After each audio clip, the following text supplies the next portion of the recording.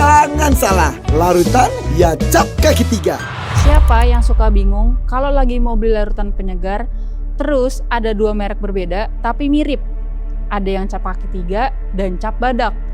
Kira-kira mana yang asli ya? Nah, jadi gini ceritanya. Tahun 1937, di Singapura berdiri sebuah perusahaan bernama Wen Ken Drug Company.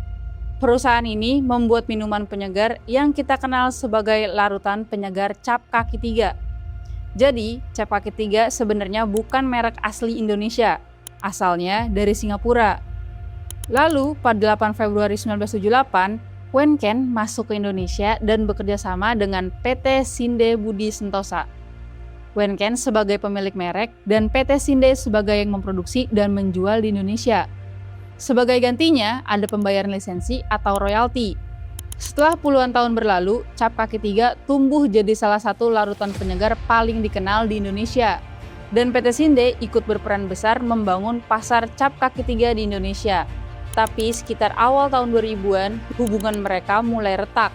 Menurut versi tuduhan dari pihak Wen Ken, PT Sinde diduga tidak membayar royalti secara terus-menerus, tidak memberi laporan produksi atau penjualan rutin, menghilangkan unsur logo tertentu pada kemasan, mendaftarkan unsur identitas produk atas nama sendiri, membuat produk sejenis seperti las segar, tidak mencantumkan Wen Ken sebagai pemberi lisensi dalam kondisi tertentu.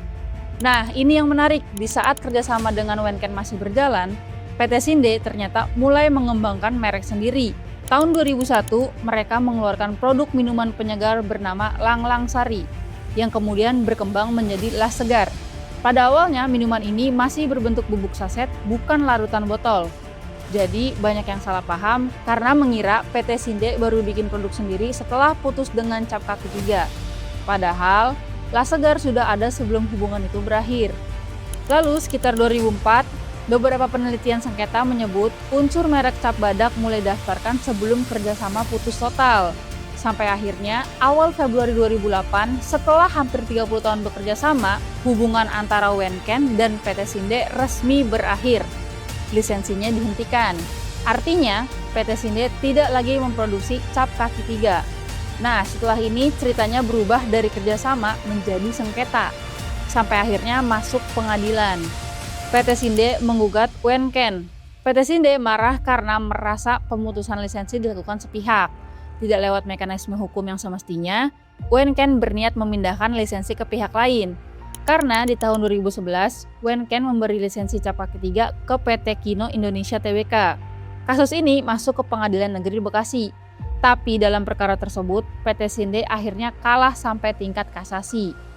Wen Ken juga menggugat PT Sinde, bukan satu gugatan, tapi ada beberapa. Isi sengketanya antara lain tentang hak merek, hak cipta, kemasan produk, gambar badak, logo, sampai identitas visual produk. Sederhananya, mereka saling memperdebatkan sebenarnya siapa yang paling berhak atas identitas tertentu yang selama ini dipakai. Nah, ini perangnya panjang, bertahun-tahun, bahkan sampai Mahkamah Agung. Lalu, siapa yang menang? Tidak ada satu pemenang mutlak, karena ada gugatan yang dimenangkan Wen Ken, ada gugatan yang menguntungkan PT Sinde. Setelah hubungan kerjasama tersebut putus, cap kaki 3 tetap ada melalui PT Kino Indonesia Tbk. Cap badak atau las segar berkembang di bawah PT Sinde. Mereka jadi kompetitor, padahal dulu pernah satu jalur bisnis. Kasus ini nunjukin satu hal, dalam bisnis kadang pesaing terbesar bukan orang baru, tapi pihak yang dulu pernah tumbuh bersama. Kira-kira brand apa lagi nih yang wajib buat kita bahas? Tulis di kolom komen ya.